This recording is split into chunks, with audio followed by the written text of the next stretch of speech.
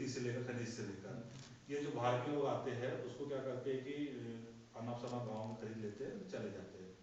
तो ये जो पंजीयन बनेगी, तो पंजीयन बनने में इसमें ग्राम पंचायत के 7 लोग रहेंगे जो उस गाँव के ही लोग हैं, और 7 लोग जो है सरकारी रहेंगे। ऐसी एक समिति बनेगी, अध्यक्ष और उसके सचिव रहेंगे।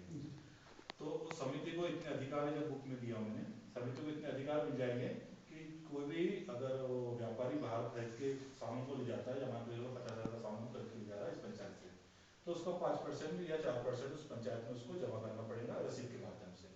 और जो 4-5% जो रॉयल्टी के रूप में पंचायत में जमा होंगी, और वो पंचायत, और जो उस पैसे से इस ग्राम पंचायत के विकास के काम में इसको उपयोग में किया जाएगा। दूसरी चीज ये है कि आपके जनहित में कुछ ऐसे रोजगार के विकल्प बताए आप लोग आपके माध्यम से ही, जिससे आप लोगों को सबको फायदा मिले।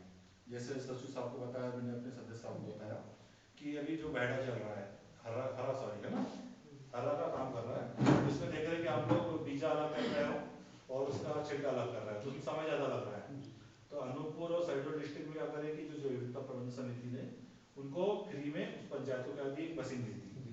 तो मशीन में क्या कर रहे हैं कि वहाँ के लोग आते हैं, बोरा भर के, बीज अलग हो जाता है उसका और छिलका अलग हो जाता है, तो उसका 10 रुपये 5 रुपये जो भी उसका देते हैं, तो उससे उस पंचायत में पैसा जमा हो जाएगा। जमा हो जाने के बाद उसके विकास के कार्य शुरू हो जाएंगे। तो ऐसे आप लोगों के माध्यम से कुछ ऐसे विचार बता देना आप लोग जो जनहित हो, और उससे रोजगार के अवसर मिलते रहे। और इसमें 2 लाख से लेकर 20 लाख रुपए तक की ऐसी परियोजना आ सकती है गवर्नमेंट के थ्रू, जिससे आपको फायदा ले सकते हैं आप लोग इसमें। इसमें बकरी पालन हो सकता है, मुर्गी पालन हो सकता है, कुछ खेती हो सकती है, और कुछ मेडिसिन प्लांट को सुरक्षित कर सकते हैं, है ना। और जैसे अभी एक और एग्जांपल बताया था मैंने जटाशंकर में, और एक होता है एक कोई जो मंदिर है, वहाँ पे नारियल श्रद्धालु लोग जाते हैं, नारियल बहुत चढ़ाते हैं वहाँ पे। तो नारियल चढ़ाने से जो उसकी जो गुची होती है, तो गुची से क्या होगी, रस्सी बनना शुरू होगी, तो डायरेक्टली उनको क्या हो गया, रोजगार मिलना शुरू हो गया वहाँ के लोगों को। और नारियल तो कहीं नहीं पड़ा, लेकिन मात्रा उतनी नहीं होती ना, उसके लिए कम से कम एक दिन में कम से कम 1000-2000 नारियल चढ़ते होंगे, है ना। नारियल तो हर जगह चढ़ता है, कितने चढ़ जाते होंगे। अरे जैसे बिजली हो गया, कहीं कोई प्रोग्राम हो गया, जैसे दीपावली हो गई, उसमें चढ़ ही जाते हैं। ज्यादा सब नारियल एक महीने में, है ना।